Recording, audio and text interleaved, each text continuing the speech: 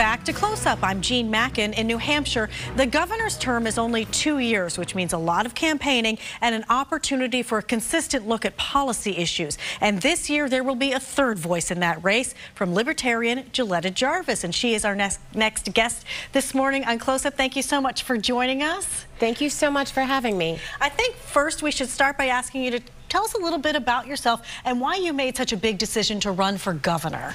Well, I have lived in New Hampshire since I was 6 years old, so as long as I really remember. And grew up here on small farms. We raised all of our own vegetables and had small livestock, nothing big, no cows or anything like that. I've lived in southern New Hampshire most of my adult life.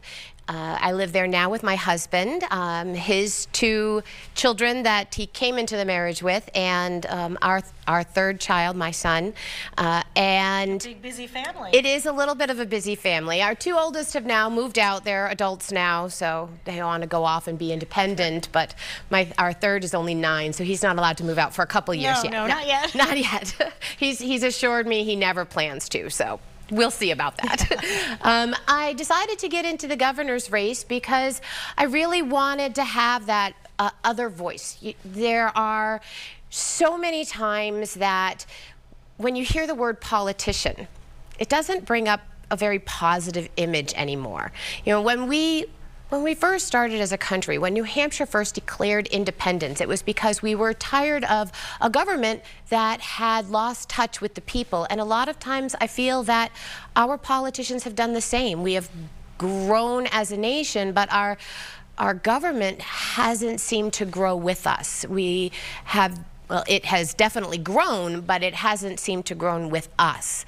And so I decided to follow my mother's advice when I was young that said, if you see something that's wrong, if you see something that needs to be fixed, don't just complain about it, do something about it. So I'm here to do something about it. So how do you make your case that you are different from a Democrat or a Republican? Well, I would definitely say that I am a moderate, especially between what we have now as Republicans and what we have now as Democrats. I offer a little bit of both, really. I offer that fiscal conservancy. I want to see more limited government. I don't want to see us grow. I want to see more given to the people than given to an elite group of individuals who make decisions for everyone else. I feel that the people know more about what they need, and I want to see that responsibility given back. I also believe that our social freedom, our independence, our individuality needs to be respected, and that all government should be focused on 3 things. It should be focused on protecting your life, your property, and your equal pursuit of happiness. And that, to me, is the most important thing. Those are the 3 aspects that I come into this with, that I want to just do those 3 things. All of my policies respect those 3 aspects. Would be based on those. What is in your experience or your background that makes you fit to be the governor of New Hampshire? Well, I have been a manager for various departments. I have helped build departments in large, even international companies.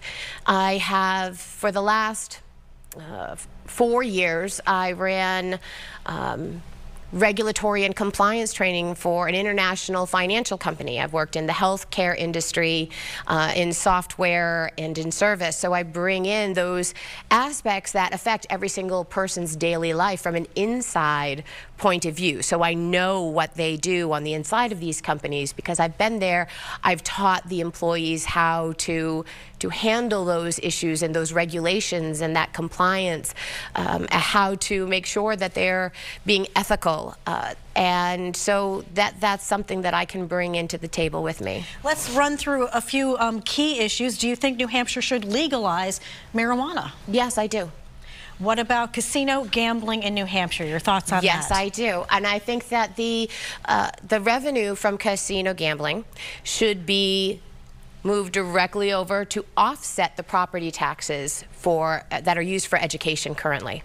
The U.S. Border Patrol recently set up immigration checkpoints. It's been controversial in New Hampshire, asking people to show their legal status. Where do you stand on that? Well, I haven't seen a great success with that. I've seen a lot of cars, if you look at the statistics, a lot of cars being stopped and not many people being arrested for that. So I'm not sure that that's worth the taxpayer dollars that people are paying to have to fund that. And quickly, the government's role in health care. That's a really hard one, especially hard to be quick about. Yes, it is. I think we need to expand our options. We used to have 7 to 9 insurance companies here in this state alone, and now we're down to 3. We've increased the regulations around health care in the state, so much so that we've decreased our options, and thus we've decreased the competition. So much to talk about. Gilletta Jarvis, thank you for joining us. And